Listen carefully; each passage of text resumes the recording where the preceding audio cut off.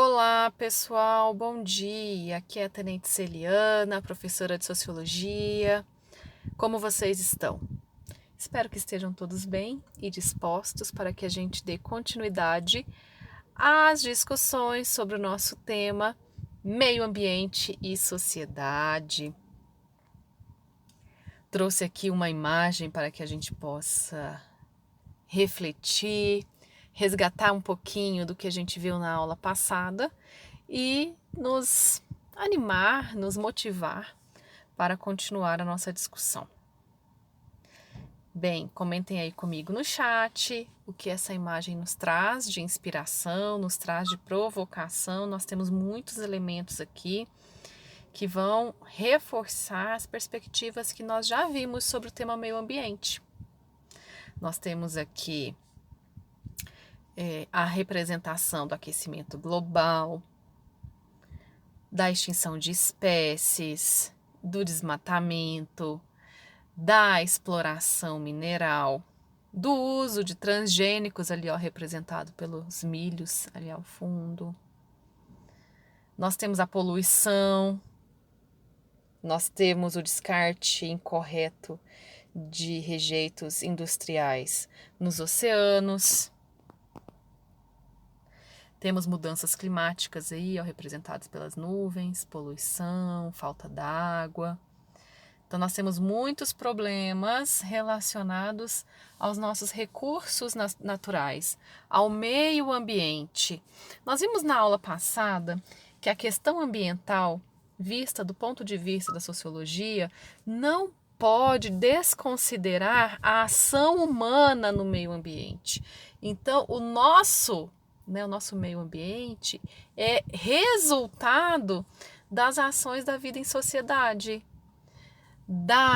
das mudanças, por exemplo, do rural para o urbano, da aceleração da urbanização, da industrialização, da mecanização. No campo a gente tem mudanças e impactos também em hábitos de produção, uso de transgênicos, como eu já referenciei aqui. As questões relativas ao uso de água. Então, todos esses processos, de acordo com a sociologia, são resultados da ação humana na natureza. Tranquilo até aqui? Significa dizer que, constantemente, o meio ambiente é impactado pela ação do homem. Ah, professora, mas o homem também é reflexo daquele ambiente que ele vive. Ok. A relação homem e meio ambiente é muito importante para a reprodução social e cultural dos grupos. Eu concordo com isso. Mas eu quero, neste momento, frisar a outra parte, a parte do impacto ambiental da ação humana. Na aula passada, eu terminei pedindo que vocês me retornassem para a aula de hoje com exemplos da economia verde. Nós havíamos conversado sobre o tema desenvolvimento sustentável, sobre o tripé da sustentabilidade, que é a garantia, a coordenação do desenvolvimento econômico-social em consonância com a preservação, a manutenção do meio ambiente equilibrado. E eu mostrei para vocês que a economia verde é vista como uma forma de operacionalizar esse processo de desenvolvimento. Bem, nesta imagem que eu projeto aqui para vocês, temos eixos em que a economia verde pode atuar com vistas a garantir a sustentabilidade. Então, eu espero que vocês tenham pesquisado e trazido exemplos para mim, pois esse momento é de vocês. Eu vou estar disponível aí no chat, ou a equipe de sociologia vai estar disponível no chat para conversar com vocês. O pessoal do presencial vai dialogar comigo neste momento. Então, quem estiver assistindo apenas a videoaula, quiser dar um pause e conversar no chat e retornar na sequência, é uma sugestão. Eu vou dar sequência aqui aos conteúdos da nossa sequência didática número 6.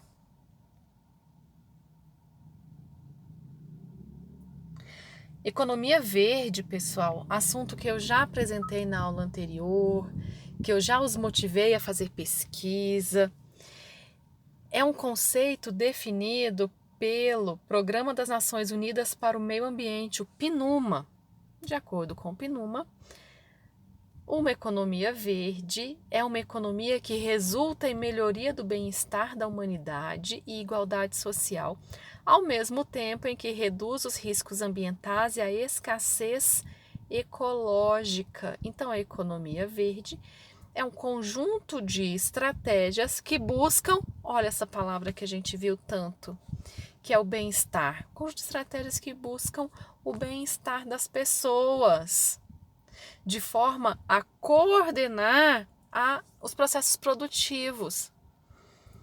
Disse aqui, né, a reduzir riscos ambientais e escassez ecológica, porque a economia verde depende de um conjunto de estratégias de uso racional, uso eficiente dos recursos ambientais.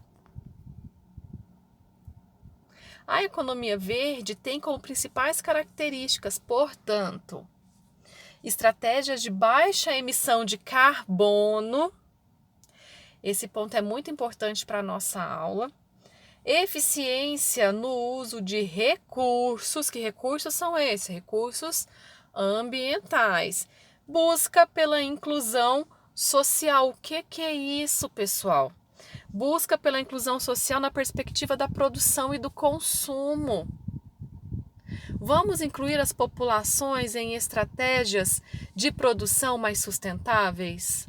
Vamos tornar os nossos consumidores mais conscientes? Então pensem nisso, a economia verde tem que articular diversos tipos de estratégias que vão integrar pessoas e meio ambiente.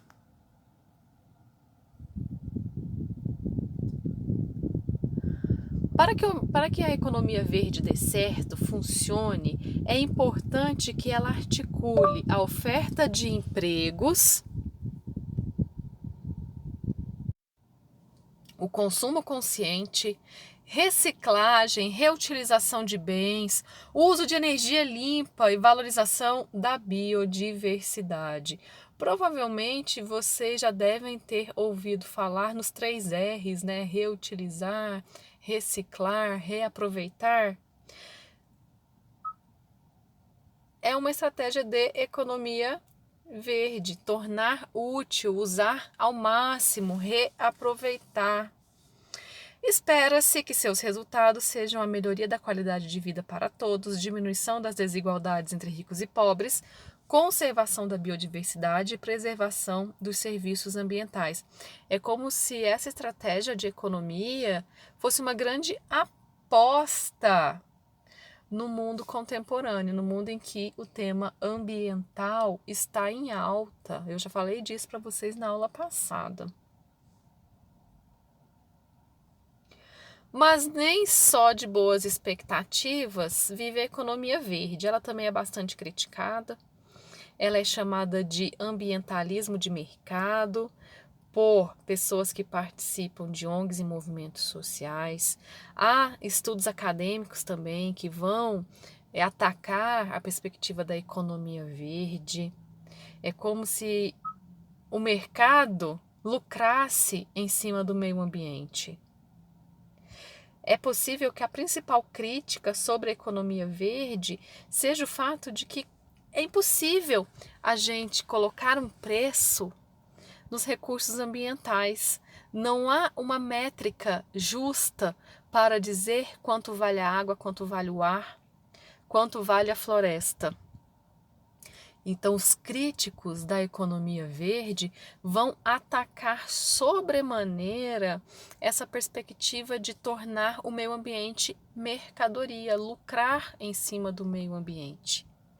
Há aqueles, inclusive, que vão dizer que o meio ambiente só se torna uma questão relevante, uma questão interessante, quando ele passa a ser visto como um negócio, como algo lucrável, né? Vamos vender água, vamos vender a perspectiva de uma vida boa e uma área ecologicamente correta.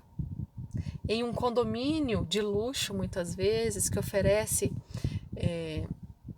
várias estratégias de sustentabilidade, que é arborizado, que tem ciclovia, ciclofaixa, que reaproveita a água para irrigar os jardins. Olha só quanta coisa pode agregar valor a um condomínio vinculado ao meio ambiente.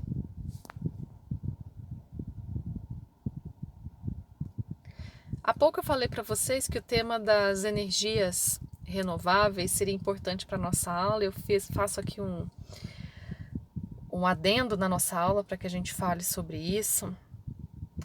As fontes de energia renováveis têm sido muito discutidas no Brasil, porque o Brasil é um potencial produtor destas energias. É possível que vocês já tenham ouvido falar sobre elas, já tenham estudado sobre elas em geografia. Em caso positivo, isso facilita o nosso trabalho aqui na aula de hoje. Em caso negativo, convido vocês a prestar atenção nessa parte da aula e também a buscar os materiais complementares que eu estou colocando lá no AVA. Fontes de energia são divididas em duas categorias, as convencionais e as renováveis. As fontes de energia convencionais também são chamadas de fósseis. Aqui a gente está falando da nossa matriz energética, de que tipo de energia movimenta o nosso país, movimenta o mundo contemporâneo. As fontes de energia convencionais são fontes esgotáveis, já que suas reservas são formadas muito lentamente em comparação com o seu ritmo de consumo. São fontes de energia convencional: o petróleo, o carvão, o gás natural e o urânio. Já as fontes de energia renováveis ou limpas são inesgotáveis, pois se renovam constantemente na natureza sem um limite. Aqui a gente tem a energia solar, a energia eólica, as energias derivadas de biomassa, e aqui a gente está falando de matéria orgânica, como restos de alimentos, como madeiras, e de maré, significa, né, a força das marés gerando energia. Essas energias renováveis são muito importantes e são vistas como uma aposta no campo da economia verde, porque elas não poluem o meio ambiente e não agravam e não afetam a nossa atmosfera. Aqui a gente tem o tema conhecido de vocês, que é o do efeito estufa. O efeito estufa, que é o resultado da disseminação de gases carbônicos derivados do carbono na atmosfera. Isso faz com que a camada que nos protege da radiação solar seja afinada, né? E muitas vezes tenha buracos. Então faz com que a gente receba mais radiação solar, faz com que a Terra esquente mais. E o aquecimento da Terra traz diversas consequências que podem ser irreversíveis para nós, para a nossa vida enquanto espécie, né? Então, nós listei aqui como consequências para vocês: a extinção de espécies animais e vegetais, mudança na frequência e intensidade de chuvas, elevação do nível do mar, intensificação de desastres meteorológicos, proliferação de doenças. Olha aí, pandemia, dizendo aqui para nós a proliferação de doenças. Desequilíbrios nas cadeias alimentares naturais, migração em massa de populações litorâneas, entre outros, além, é claro, da poluição do ar, que gera problemas de saúde e ainda por cima deixa as cidades mais cinza, né? Mais desagradáveis. Gente, então eu quero frisar com vocês que as fontes de energia limpas são estratégias de sustentabilidade. Onde no Brasil a gente discute isso de forma forte, de forma robusta? No Nordeste. No Nordeste há muita pesquisa, há muito desenvolvimento de novas tecnologias de geração de energia limpa, energia eólica com muita força ali nos estados da Bahia, de Pernambuco e Rio Grande do Norte, energia solar muito forte sendo discutida. Aqui em Brasília a gente tem empresas que trabalham com esse tema, a gente já tem escolas e condomínios usando placas de energia solar em substituição da energia convencional, como estratégia, né, de redução do consumo desse tipo de energia, né, a energia das usinas. E ainda mais em um momento em que nós estamos em crise hídrica, que nós estamos em risco de apagão e nós estamos com o custo da energia elétrica elevadíssimo, essa discussão das energias limpas ganha muito mais importância para a nossa vida cotidiana, é muito mais aproximada de nós. Mundialmente, esse assunto, né, da emissão de gases de efeito estufa, esse assunto da importância de reduzir a emissão desses gases, de buscar novas fontes de energia, vem sendo amplamente discutido nas conferências do clima. Várias metas vêm sendo pactuadas. As metas mais famosas, né, estão registradas no Protocolo de Quioto, firmado no ano de 1997 e colocado em prática efetivamente a partir de 2005. O Protocolo de Quioto é velho conhecido dos meus alunos do ensino médio, a geografia trabalha bastante com ele. No nosso livro didático, temos uma passagem que fala sobre o Protocolo de Quioto.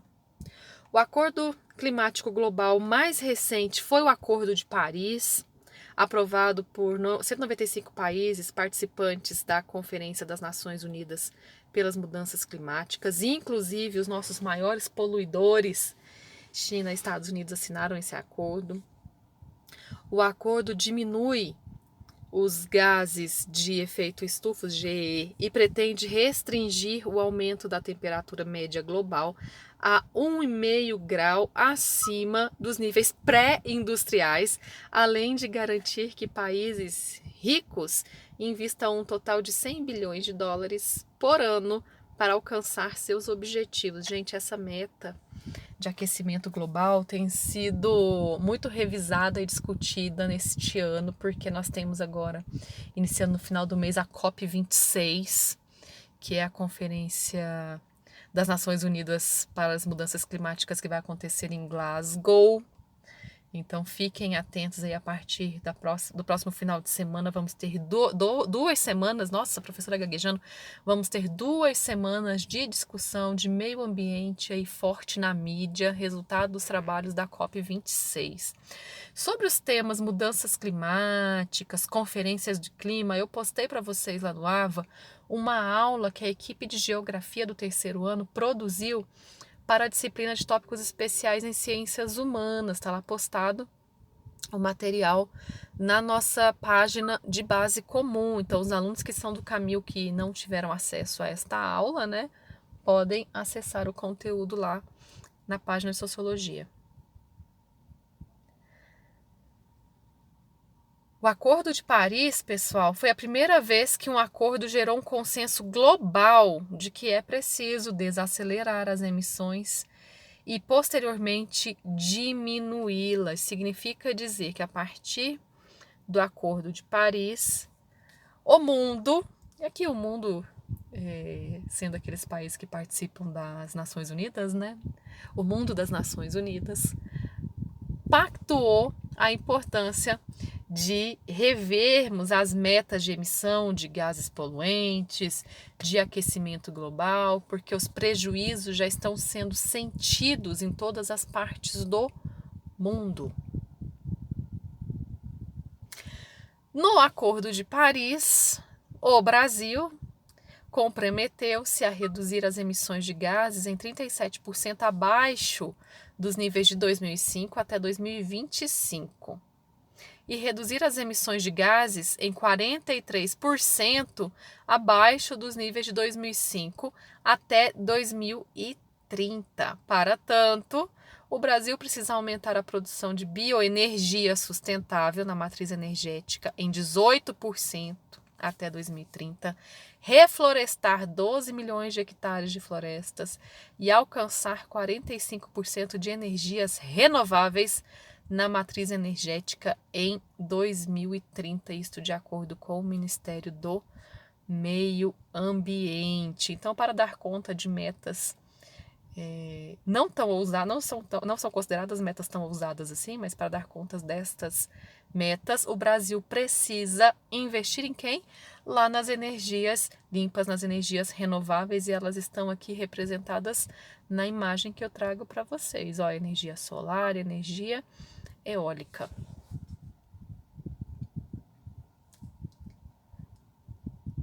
Não sei se vocês já viram esta imagem, se esta imagem traz informações para vocês, provocações para vocês que nós temos ali. Eu trouxe um trecho de um poema do grande poeta brasileiro Carlos Drummond de Andrade, para que a gente inicie um outro ponto da nossa aula. Vamos lá. A treva mais estrita já pousara sobre a estrada de Minas, pedregosa, e a máquina do mundo, repelida, se foi miudamente recompondo, enquanto eu, avaliando o que perdera, seguia vagaroso, de mãos pensas. Aqui é um trecho do poema Máquina do Mundo. Carlos Drummond de Andrade, ele é reconhecido por ser um crítico da atividade mineradora lá no nosso estado, porque eu também sou de Minas Gerais, e aqui esta imagem, para quem não sabe ou não reconheceu, é um dos resultados da tragédia ambiental de Mariana e Brumadinho, que sofreram classificados, crimes ambientais, com rompimentos de barragem da empresa Vale, que é a nossa referência, ouso dizer, monopólio, deter o monopólio da atividade mineradora no país. Ela articula vários serviços de produção e logística de minério de ferro no país. Então, nosso tema de agora é justiça ambiental. Nós falamos de economia verde enquanto uma estratégia, para coordenar o desenvolvimento sustentável, mas a gente tem uma outra face dessa moeda, que é a perspectiva social. E a perspectiva social que vai trazer os benefícios ou vai, então, dividir os prejuízos das causas ambientais.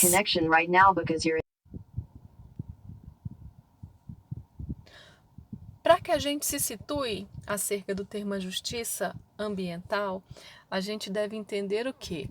O que faz com que as pessoas precisem de justiça? A ausência de direitos, as situações de conflito, o entendimento ou sentimento de injustiça. Bom, a gente está falando do tema sociedade e meio ambiente, eu estou falando de justiça ambiental, então lógico que a gente tem que se situar sobre injustiça ambiental em contexto de conflitos ambientais, não é mesmo, pessoal?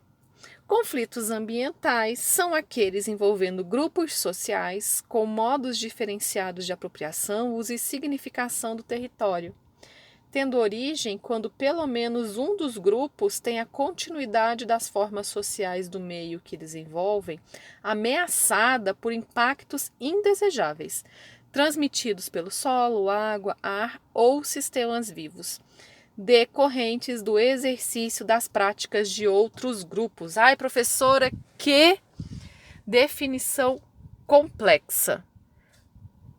Talvez o texto esteja um pouco complexo. Esse autor aí, ele é bem conhecido, Henri Axelrod, nas discussões de justiça ambiental, mas eu vou traduzir para vocês. Significa dizer que há dois grupos. Um grupo vive de determinado território, vive de, não só em. Vive de porque produz, porque se reproduz social, economicamente e culturalmente a partir de um território.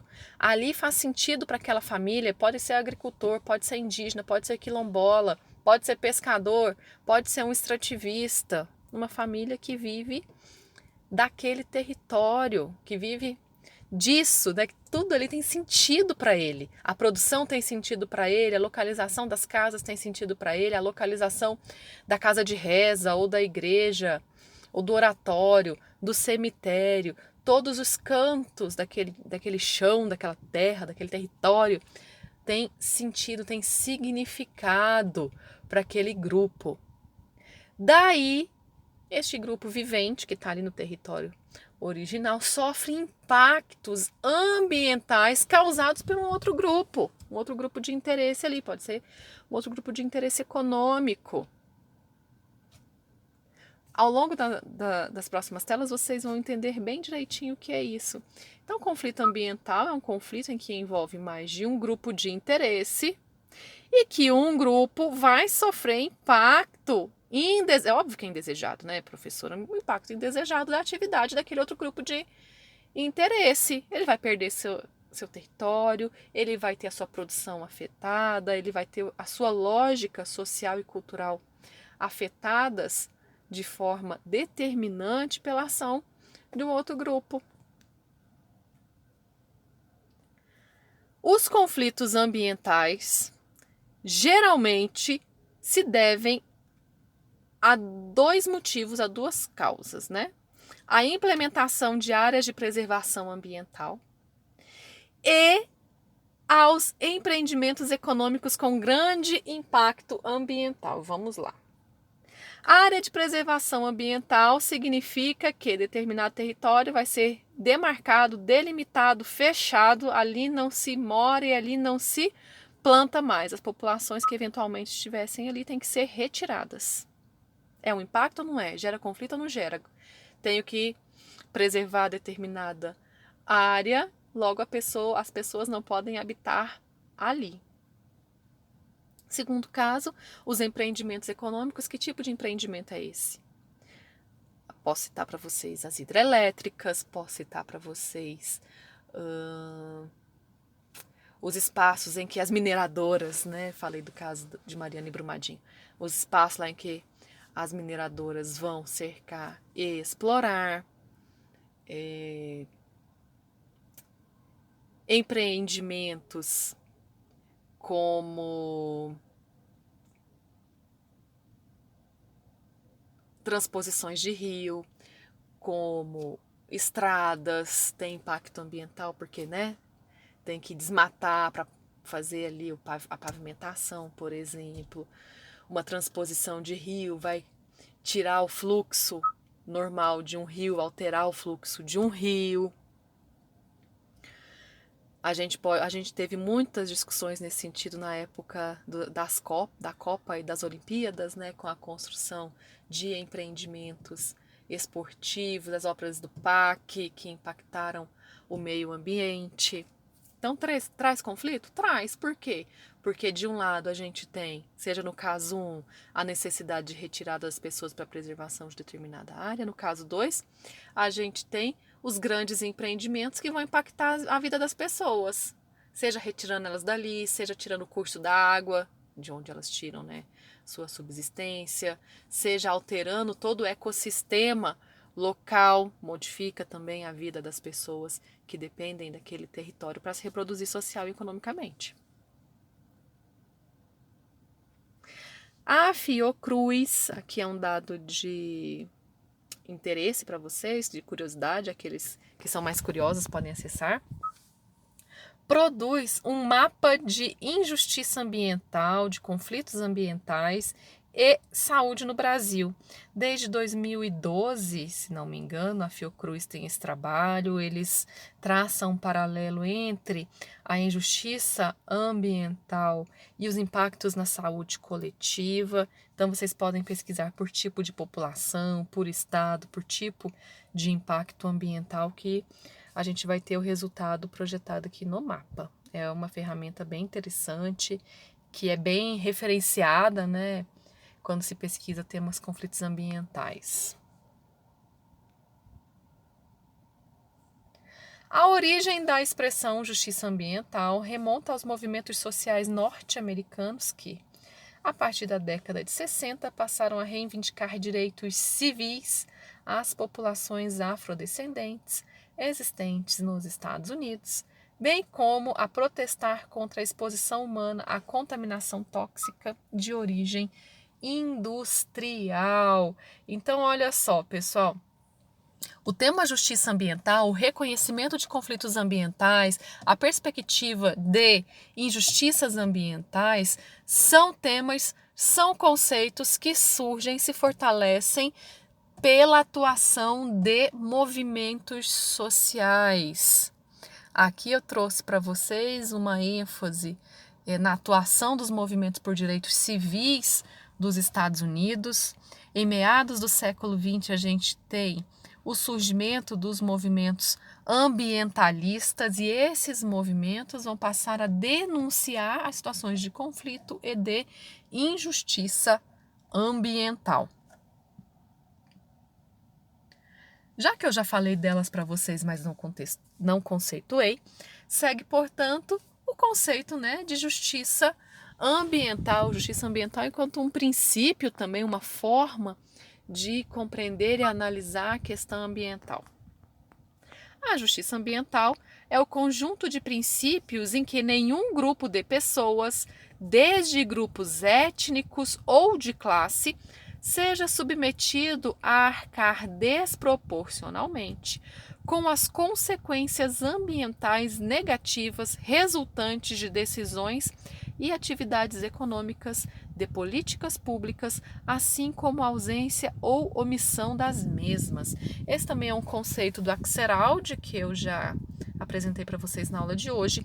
No livro didático de vocês, na página 350, também tem uma definição de justiça ambiental, mas essa que eu trago aqui ela é mais completinha.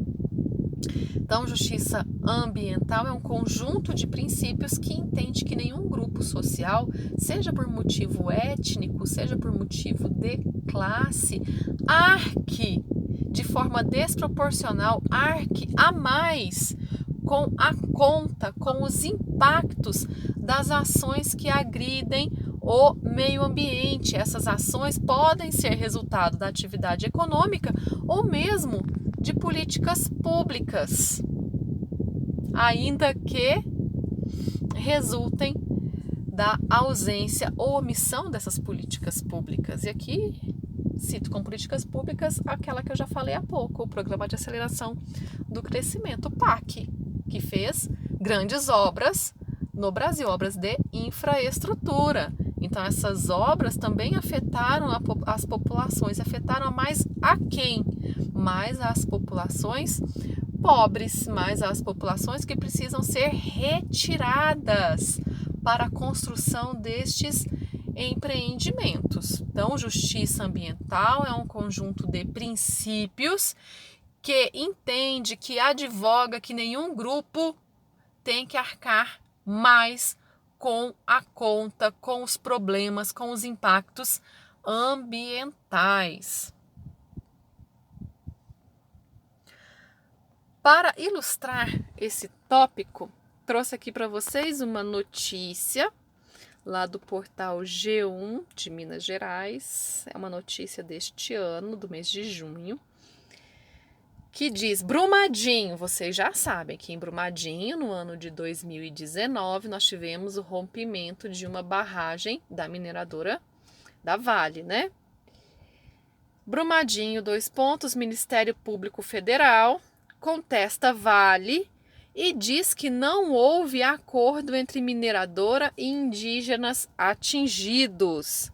O rompimento da barragem de Córrego do Feijão matou 270 pessoas e poluiu o rio Paraopeba, considerado sagrado para estes povos indígenas. Muitos tiveram que abandonar a aldeia para sobreviver na periferia de Belo Horizonte. Olha só, todos vocês já conhecem esse caso, foi amplamente repercutido na mídia. Até hoje, a Vale vem firmando acordos com as populações, com as famílias impactadas por essa tragédia, por esse, né, denominado crime ambiental. Recentemente a gente tem o dado de que a Vale está firmando um acordo na monta de 37 bilhões de reais para reparar estes impactos ambientais em Minas Gerais. Então vejam aqui, na perspectiva da justiça, é reparadora, é minimizar esses resultados negativos. Então, olha só, no caso desses indígenas aqui, a gente tem uma população que morava numa região afetada, que dependia deste rio, que foi poluído e não pode mais ter a água, ter os peixes explorados. Então, o que aconteceu? Alguns desses indígenas foram viver na periferia de Belo Horizonte, outros indígenas foram morar em outra reserva ambiental. Fato é que eles não podem mais viver e sobreviver da área do território em que eles eram originários, né, em que eles já estavam. Outro caso aqui também de Minas Gerais, do início de 2020, e é uma cena que é muito comum lá em Minas Gerais, são notícias muito comuns em épocas de chuva, que são os deslizamentos. Então, cenário de destruição após chuvas em Belo Horizonte, que mataram mais de 20 pessoas no início de 2020. Então, é muito comum que as famílias pobres construam em áreas que não têm solo adequado, que não tem terraplanagem, em áreas mais pauperizadas, em áreas mais afastadas do centro da cidade. E que quando chove, essas famílias são vítimas de deslizamento e perdem tudo. Algumas morrem, outras perdem casa e seus pertences. Este é um tipo de situação que é muito analisado na perspectiva da injustiça ambiental. Olha, a família pobre mora longe, mora mal, acontece um desastre ambiental e ela é prejudicada. Prejudicada por ser de uma classe desfavorável, por não ser eventualmente público de política pública de bem-estar, de moradia. Então vai morar onde dá, e é o que a gente assiste, né, recorrentemente. Um outro conceito que também é muito atrelado à perspectiva da justiça ambiental é o de racismo ambiental. Então, acrescentem-se as perspectivas de étnicas, as perspectivas de classe, o tempero raça, o recorte racial. Um estudo da Oxfam, que é um organismo internacional que atua em temas de saúde e desigualdade social, a Oxfam, fez um estudo sobre desigualdades das emissões de carbono no mundo, que evidencia que os 10% mais ricos foram responsáveis por mais da metade de todas as emissões de carbono entre 1990 e 2015. Então, de acordo com a Oxfam, que é esse organismo internacional, 10% da população, 10% mais rico da população, acompanhe comigo nessa ilustração, poluíram mais da metade de toda a poluição, de todos os derivados da emissão de gás carbônico. Na mesma linha de estudo, o mapa de conflitos envolvendo injustiça ambiental e saúde no Brasil, que é aquele mapa da Fiocruz que eu mostrei para vocês, revela como empreendimentos de alto impacto e riscos ambientais sempre são feitos em periferias, municípios rurais pobres, comunidades indígenas, quilombolas e tradicionais. Então aqui a gente tem o cruzamento de duas informações. A primeira delas é a de poluição, de que a população mais rica polui mais, e de que as obras e impactos, as obras que geram mais impacto ambiental geralmente são feitas aonde? Aonde moram populações pobres e populações etnicamente diferenciadas. Então aqui a gente tem a informação que vai ilustrar o nosso conceito último, que é o de racismo ambiental. É o recorte racial entre quem se beneficia e quem sofre com a destruição da natureza, partindo então de dados de entendimento de que a população pobre é composta por população etnicamente diferenciada e população negra, com salvos exceções.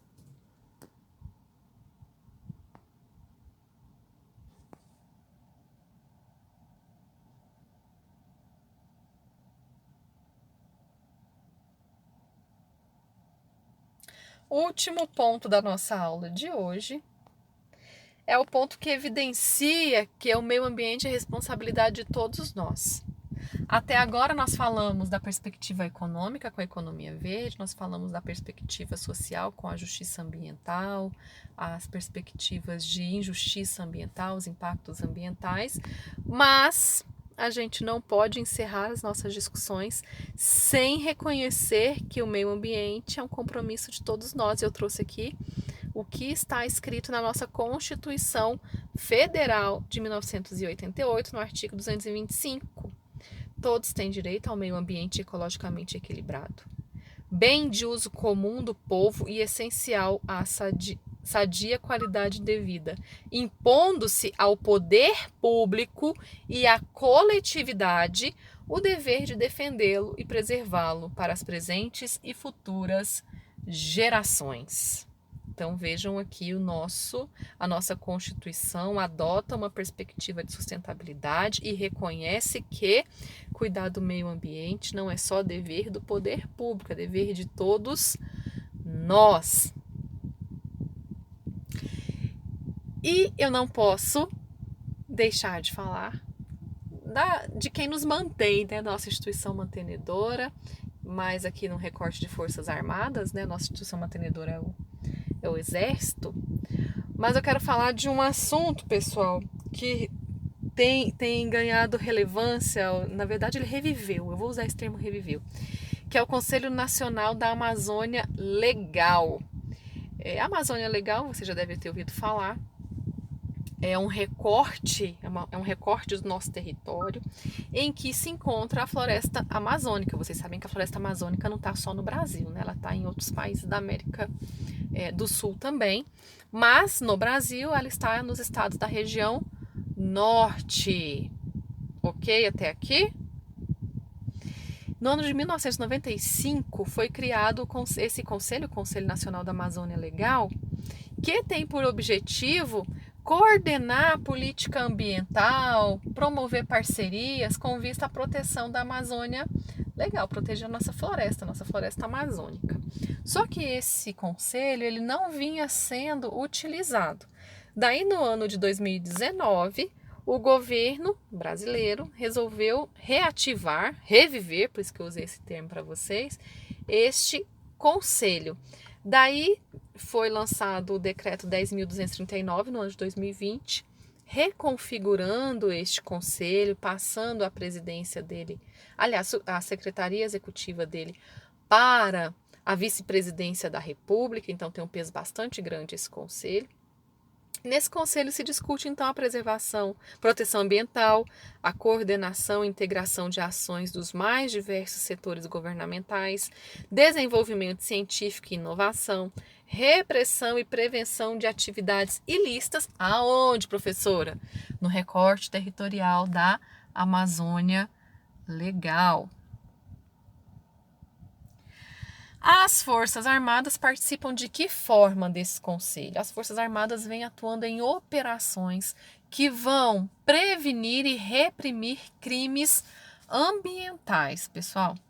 As Forças Armadas vêm sendo empregadas para apoiar as agências ambientais, os órgãos de segurança pública e todas as instituições que têm responsabilidade na preservação ambiental. Então, as Forças Armadas apoiam as agências ambientais, elas que têm a responsabilidade, a obrigação de fiscalizar e reprimir os crimes ambientais. Que tipo de agência eu estou falando? Estou falando do IBAMA, eu estou falando do Instituto Chico Mendes de Preservação Ambiental, o ICMBio. A responsabilidade é deles, as Forças Armadas vêm apoiando nesse tipo de ação, são ações articuladas, são ações intersetoriais.